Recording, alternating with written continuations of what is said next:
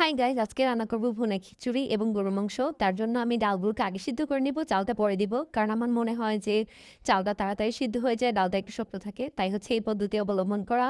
এই তো গরম পানি দিয়ে নিচ্ছি। তারপরে এগুলোকে ফোটাবো। আর চালটাও ধুয়ে একপাশে রেখে দিয়েছি। আর গরুর মাংসটা কষানো কি সুন্দর হয়েছে, তাই না? আর এগুলো হচ্ছে চিকেন পপকর্ন বানানোর জন্য ম্যারিনেট করে রেখেছি। আর রাখতে গিয়ে মনে হলো যে ফ্রিজে আমার অনেকগুলো অলিভ আছে, কিন্তু আমার খেতে একদমই ভালো লাগে না। আর এটা হচ্ছে চিজ, জানি না এটা দিয়ে কী করবো। তারপরে এটা হচ্ছে কাঁচা আমের শরবত বানিয়ে রেখেছি খাওয়ার জন্য। আর এখন খেয়ে নিব পানি। পানি খেতে হবে, অনেক বেশি হাইড্রেটেড থাকতে হবে। আর এটা হচ্ছে বাদাম, বাদামও খেয়ে নিব। কত কিছু যে খাবো এখন আমি। আর তার মাঝখানে কাঁঠালটা চেক করে নিচ্ছিলাম যে পেকেছে কিনা আমার মতো। এই তো এখন আবার একটু দেখিয়ে নিচ্ছি। ঢং ঢং ঢং। তারপরে চালগুলো মিক্স করে নিব ডালের সাথে। টকবক টকবক আমার ভুনা খিচুড়ি হয়ে গেল। আর এখন হচ্ছে গরু মাংসটা প্রেসার দিয়ে নিলাম যেন তাড়াতাড়ি হয়ে যায়, আমার গ্যাসও বেঁচে যায়।